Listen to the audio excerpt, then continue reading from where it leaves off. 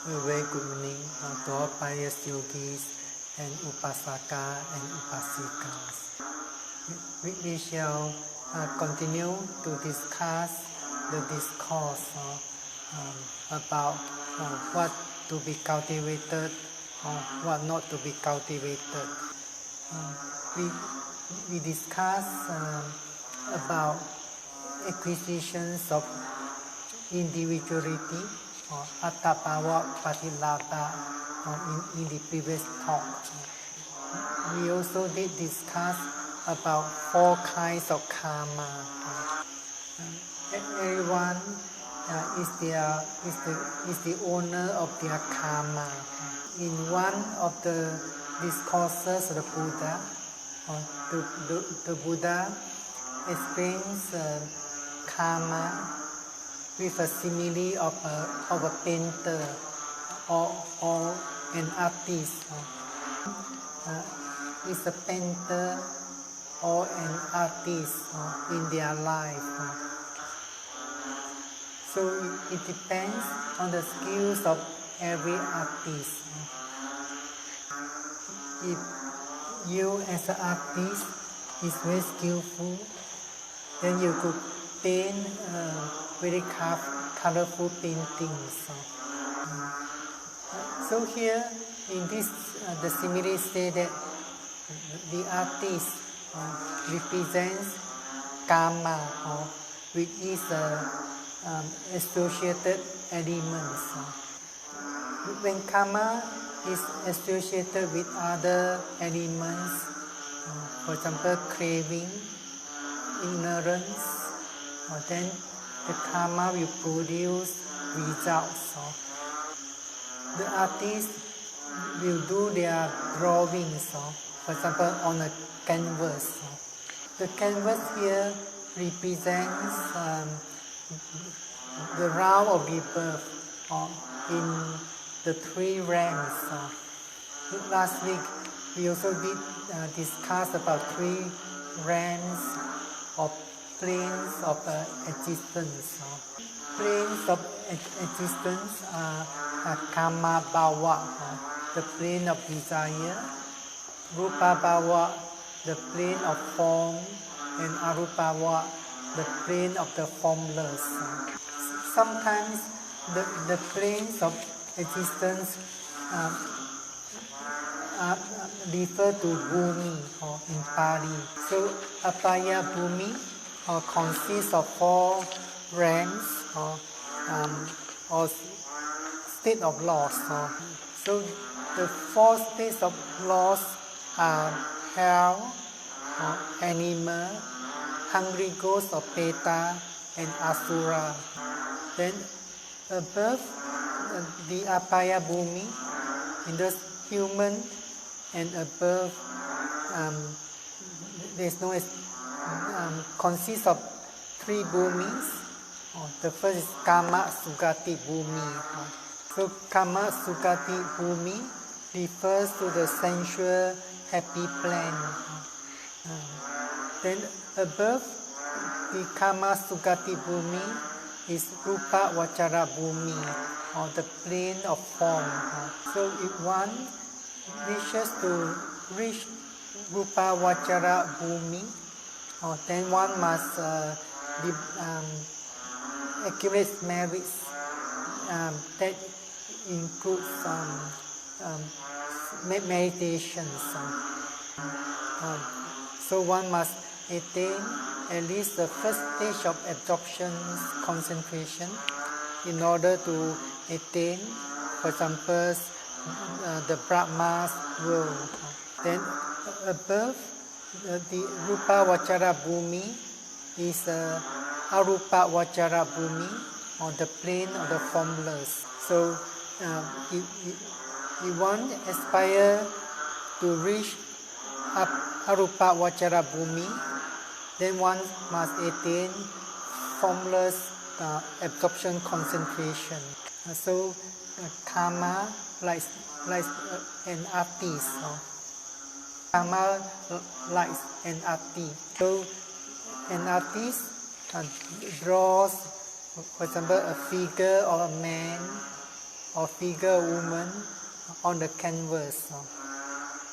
So karma performed by every individual creates a form in these realms of existence. So when one performs in karma, then there is intention involved in doing a karma. One also makes an aspiration before performing a karma, or after performing a karma, one makes aspiration. For example, may this marriage be a supportive condition for me to live a better life in the future. So the figure of a man or of a woman drawn by the artist depending on his skill or her skill. So the figure of a man or woman created by an unskilled artist could be ugly, deformed, and disagreeable. So if the karma performed with a mind which is not associated with knowledge, will give rise to an ugly, deformed, and disagreeable figure. So you can see with your own eyes, there are people in this world born with deformed, for example, creepers, with an ugly face and so on. But the man or a woman drawn by a skillful artist is beautiful, well-shaped. Similarly, karma, which is performed with a mind associated with knowledge, gives rise to a beautiful and attractive figure. So, similarly, whether a person is living a happy life or sorrowful life, depending on his karma or her karma. So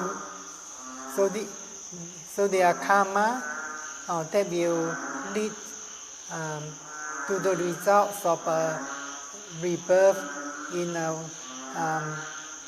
karma bhava.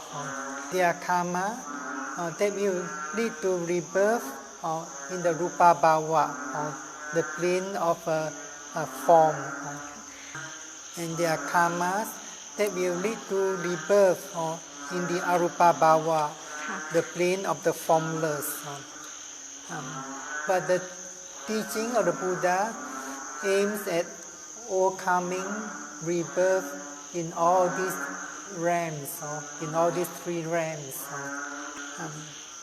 So there are certain conditions and causes that cause a person to take birth again and again in these realms of existence. So once Venerable Ananda approached the Buddha and asked a question. Venerable Ananda asked a question. It is say existence. Existence here means bhava. In what way is there bhava existence? So the Buddha said, if there were no karma ripening in the plane of desire or sensory realms, would this sense sphere existence be decent? Plane of this sensual plane could not be decent. Then the Buddha explains the causes why a person is reborn in this karma bhava. The Buddha explained that for beings hindered by ignorance, avidya, and fettered by craving, bound by tanha, karma is the field, consciousness the seed, and craving the moistures for their volitions and aspirations to be established in these inferior realms. So as you know, karma is defined as cetana. So when there's a cetana to do certain karma, then one also make an aspiration that the karma will produce the results. For example, rebirth in certain realms of karma bhava. For example, one makes an aspiration to be reborn in the Chatu Maharajika Deva, or in the world of Tawatimsa Deva, and so on. So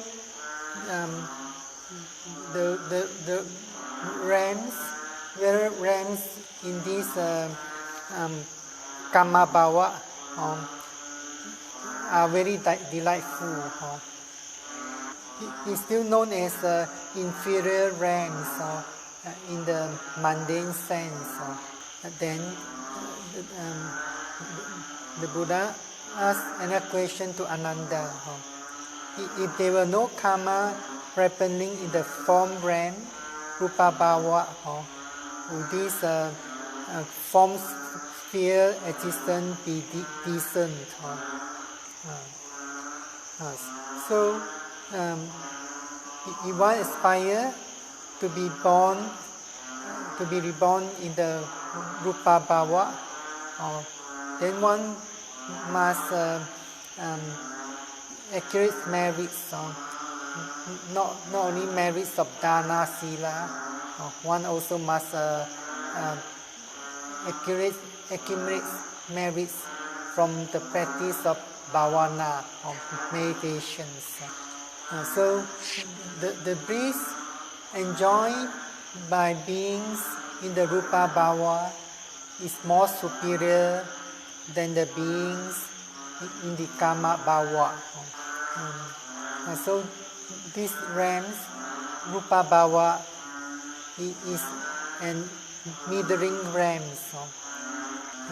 Similarly, the Buddha explains with the same reasons, is because beings hindered by ignorance, avidya, and fettered by craving, bound by tanha, karma is the field, consciousness the seed, and craving the moistures for their volition and aspirations to be established in and middling realms. Then the bliss enjoyed by the arupa bhava, beings in the arupa bhava, is more superior than the devas in the rupa bhava. So beings in the arupa bhava is a superior realm compared to the other two realms. Similarly, the Buddha explained with the same causes is because being hindered by ignorance, avidya, and fettered or bound by craving tanha, or karma is the field, consciousness the seed, and craving the moistures for their volition and aspiration to be established or in a superior realm. So in this way, there's a production of renewed existence in the future, either in karma bhava or rupa bhava or arupa bhava. So the rulings who are ignorant of the truth will perform karmas with the aspiration to be born in these realms of existences. So we say that the karma determines one's destiny, and the consciousness runs around in these realms of existence. So the consciousness runs around the samsara, the ocean of samsara. But it does not mean that there's a one and permanent consciousness that runs around the samsara.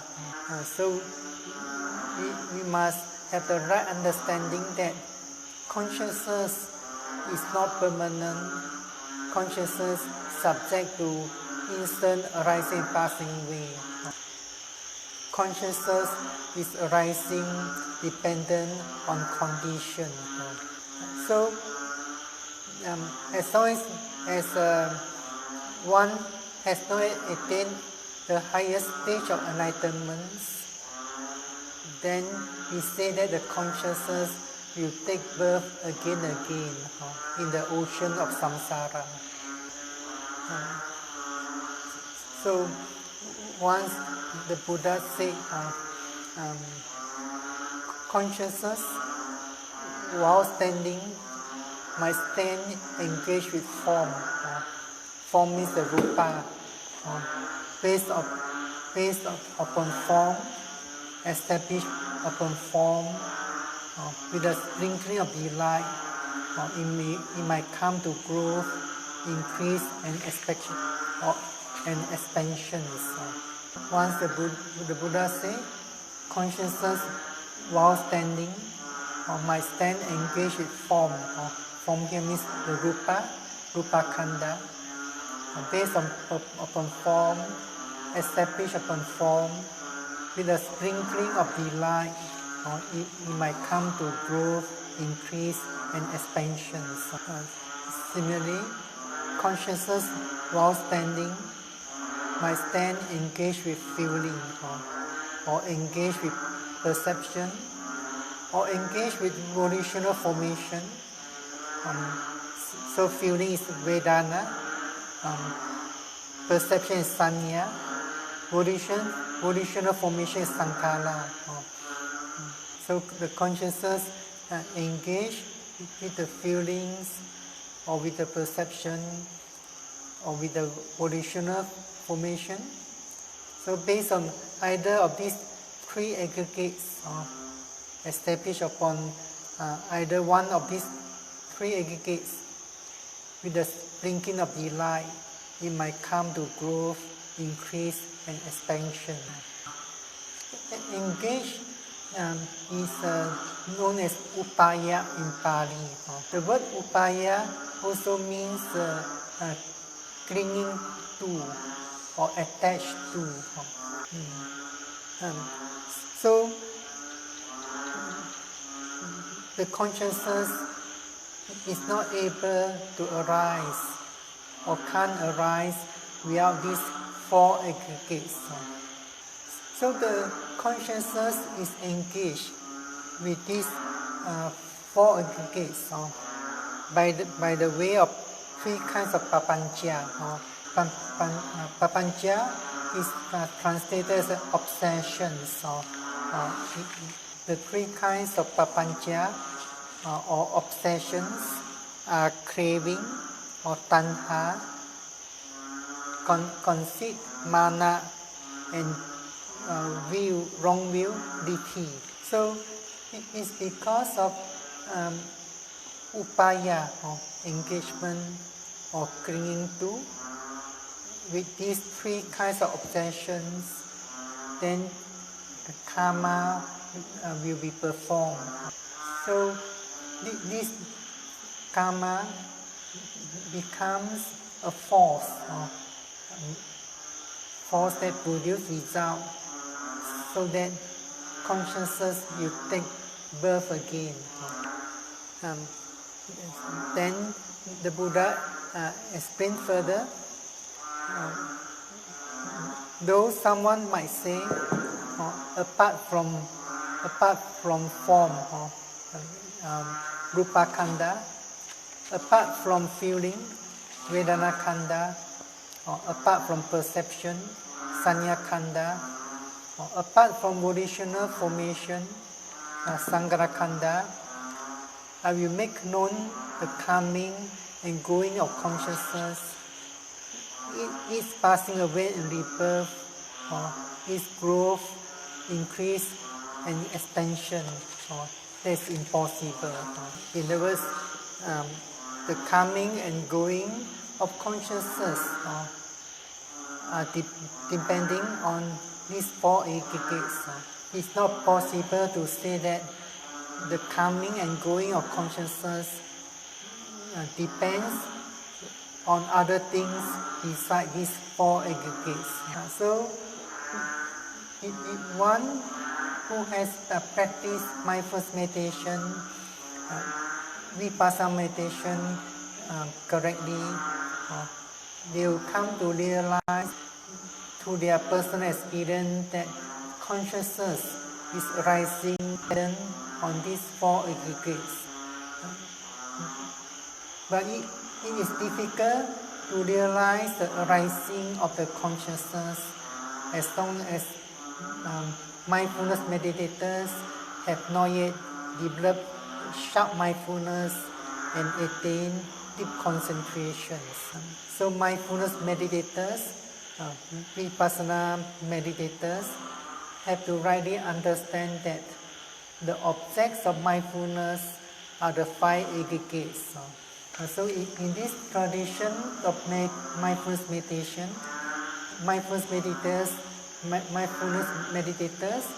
begins with the mindfulness of the aggregates of form or materiality, rupa khanda. So rupa khanda consists mainly the four primary material elements. The four primary material elements are the wind element, earth element, fire element, and water elements. But in the practice of mindfulness meditations, we can only gain direct experience of the three material elements. They are earth element, wind element, and fire elements. In other words, the objects of contact, which is called potappa in Pali, consists of these three kinds. But in accordance with the teachings of Abhidhamma, water element or apotatu cannot be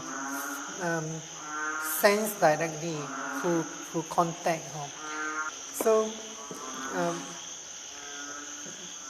water element is manifested as a cohesion of the material elements. So, in other words, the water element holds together all these four material elements. So we cannot experience the characteristics of the water element directly, but we can know it through inferencing, or infer from the cohesions of the rupa. So mindfulness meditators have to mindful of these mindful of these three material elements directly, earth element, fire element, and wind elements. In other words, meditators are able to experience directly the nature of hardness, the nature of heat, and the nature of movements or motion directly. So during the practice of walking meditation, mindfulness meditators are mindful of the wind element as the basic object of walking meditation. So here the wind elements means movements, motion. Motion is wind element. The nature or characteristics of wind element also includes the nature of support. So when meditators practice walking meditation, then they have to pay attention of the movements of the feet, left and right, and then they will increase the objects of mindfulness gradually to lifting, pushing, dropping, and so on. The meditators have reached the end of the walking path. They have to stand still and be mindful of the standing postures and know it as it is standing a few times. So meditators have to mindful note the standing postures at least about 5 to 10 times. Then meditators have to mindful of the turning movements body and know it as turning. So movements to be perceived at that time. When meditators are mindful of standing postures, the nature support also be perceived or realized by the meditators. But if the mindfulness is not yet sharp and concentration is not deep enough, meditators shall not be able to realize or to perceive the nature of the wind element clearly. So if meditators wish to develop sharper and sharper mindfulness, more and more attentive mindfulness, then meditators have to increase the virya of mental effort gradually. So we always emphasize that every moment of mindfulness should be attentive or precise and energetic. So, for example, when meditators are mindful of the process of the pushing movements, then meditators have to make an effort or virya or to keep the mindfulness with the movements. It's because there's a process of movements occurring at that moment.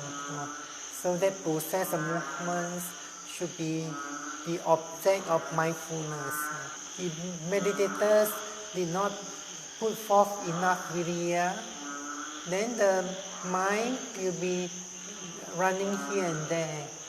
For example, if effort is not strong enough, then the mindfulness will not stay with the process movements. Then the mindfulness will notice various sound, noise of the environments. In other words, mindfulness always goes out to the sense object.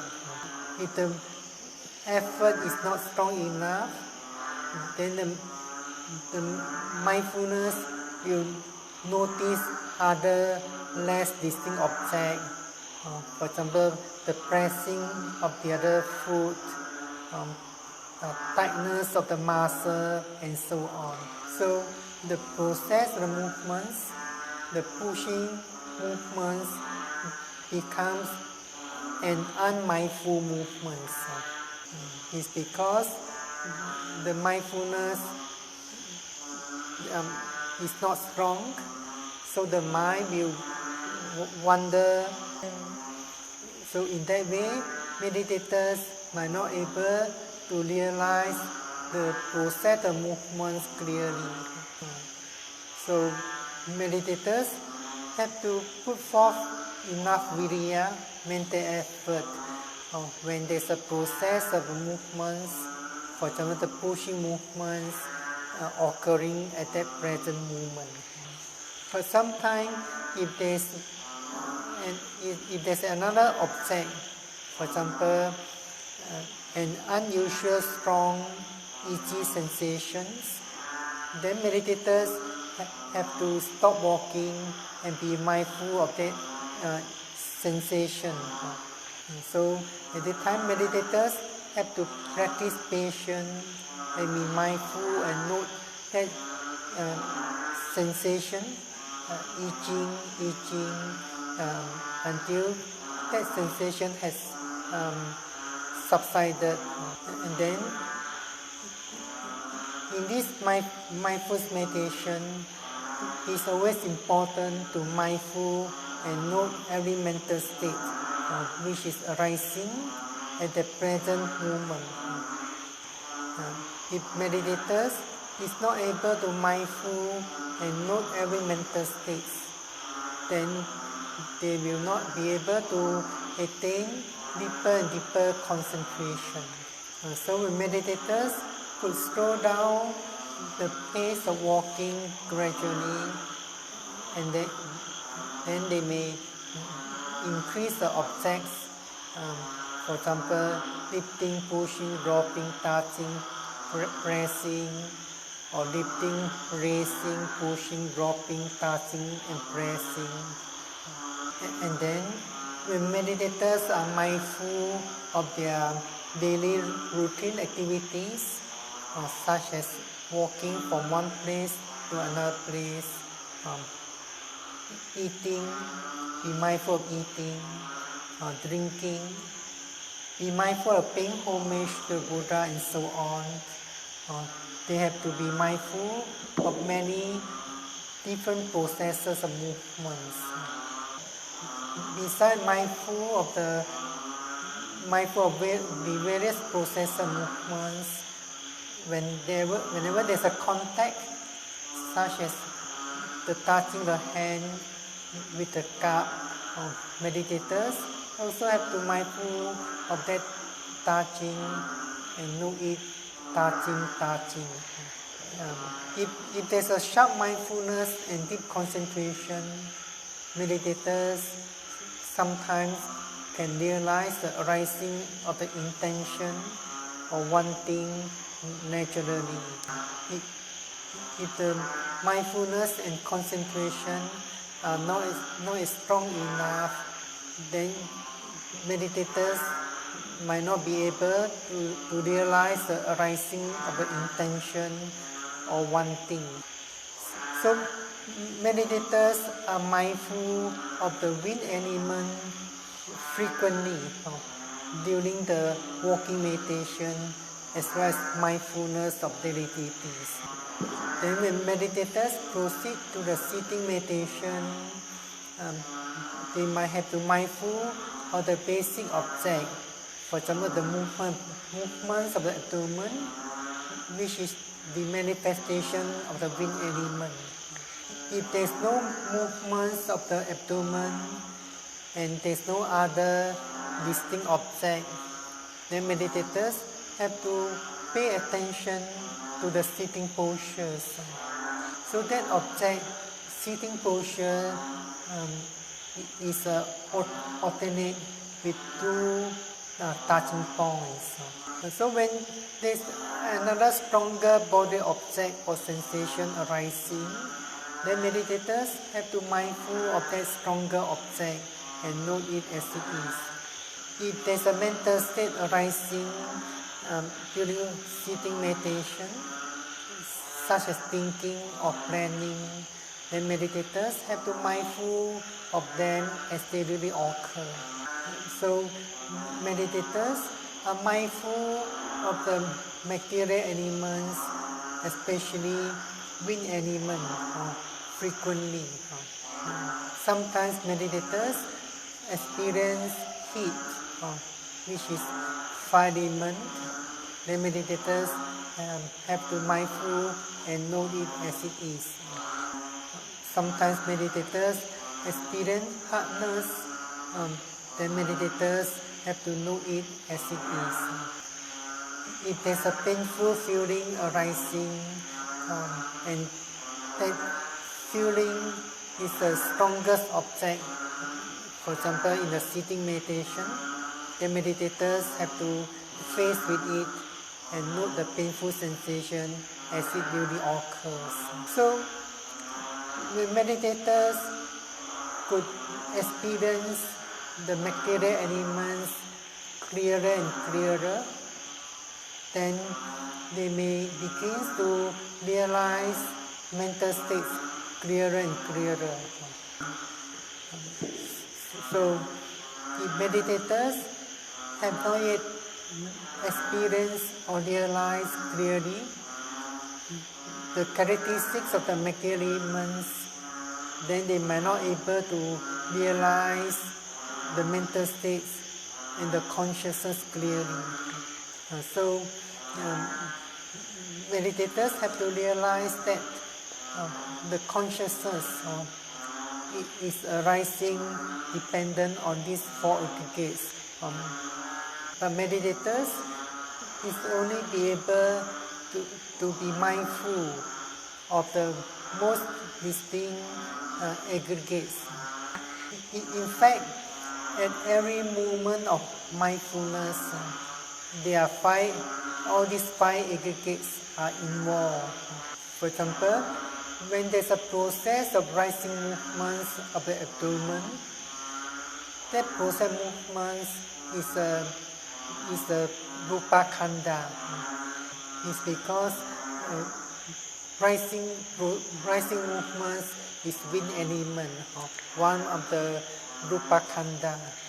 When there's a rising of the process of the rising movements, meditators recognize it as a rising movement. So this is due to the perception. Sometimes the processes of rising, falling movements are flowing smoothly, and meditators feel that the movements, by being mindful of the movements, meditators experience pleasant feelings. So this smooth flowing of the movements of rising, falling give rise to the pleasant feeling. If the pleasant feeling is being perceived by the meditators, the meditators have to be mindful and know it as it is. Mindfulness is one of the factors in the aggregate of formation or sankhara khanda. Other factors could arise, for example, attention, manasikara, and so on. So, aggregate of consciousness arising, knowing or cognizing these movements, cognizing this process of movements. But as long as mindfulness is not sharp and concentration is not deep enough, meditators might not be able to realize the arising of consciousness, which has the characteristics of knowing or cognizing. So meditators should not purposely focus the attention on the consciousness, which is not yet appear clearly to the mind. So meditators have to put forth more and more virya, so that the true natures of the material elements will be realized or experienced clearly. So if only one of the material elements is realized clearly, it's still not yet sufficient to see the process of awareness clearly, the process of consciousness clearly. So meditators should realize the characteristics of the material elements clearly. So if we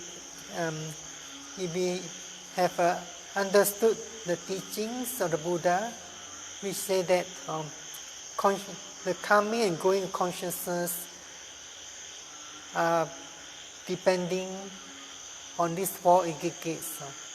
In other words, the arising and passing away of the consciousness are conditioned by these aggregates. But the consciousness cannot be clearly perceived unless the true nature or the characteristics of the material elements are clearly perceived or clearly experienced. So, in other words, when the true nature of the material elements can be perceived or experienced clearer and clearer, then the mental state and the consciousness shall be perceived or experienced by the meditators clearer and clearer. So this is explains in the scriptures and with the commentaries. So in other words, when the true nature of materiality, rupa, is realized clearly, then the consciousness which is arising dependent on the materiality will also become evidence. So in those meditators begin to realize what we call conditionality, cause and effect. So the coming and going consciousness are dependent on these four aggregates. The coming and going of consciousness cannot depend on other things. Its passing away and rebirth, its growth, increase and expansion also dependent on these four aggregates. So, in other words, there's a rebirth because consciousness take delight in the form, or in the feeling, or in the perception, or in the formations. Delight here means nandi. The word nandi is synonymous with raga, lust. So, in other words, all these lobha or greed. Tanha, craving, is also lobha. So, when consciousness takes delight in this form because of the obsessions. So, in other words, consciousness is engaged with these aggregates, with these three kinds of papancha: craving, conceit, and views. So, when there's a delight, then karma will be performed. Then there's this growth of consciousness. In other words, the consciousness will have the support to be reborn again. So when there's this support, then at the moment of passing away of a person, that consciousness in the last moment of life will also pass away. So it is because of passing away of this last consciousness, the death consciousness, then that will give to the arising of another consciousness. So this is known as relinking consciousness. So why there's another consciousness arising in the subsequent moment? So it's because of a bhava, or craving for becoming. So the craving of becoming arises because of ignorance. What will determine the destiny For example, in the Kama Bhava or Rupa Bhava or Arupa Bhava. What will determine the destiny? Or the destiny means like, for example, one the realms in the Kama Bhava, or one the realms in Rupa Bhava, or one the realms in Arupa Bhava. So, you know what's the factor that determines the destiny? So that's why we say karma determines the destiny. That karma, which is associated with other factors such as ignorance, craving, clinging, and so on, will produce the results of rebirth. But the teachings of Buddha, or in other words, the path of the Dhamma, aims at overcoming rebirth in all these three realms. So we have explained how does one overcome rebirth and attain destructions of karma. In the verse, one has to practice the karma there is neither dark nor bright, with neither dark nor bright result, which leads to the destruction of karma. So in the verse, one has to develop fully the Noble Eightfold Path by the practice of Satipatthana meditations. So we shall continue to discuss this discourse, Upaya Sutta, in the next talk. So I wish all meditators, all upasika, all upasakas and upasika, we practice the Dhamma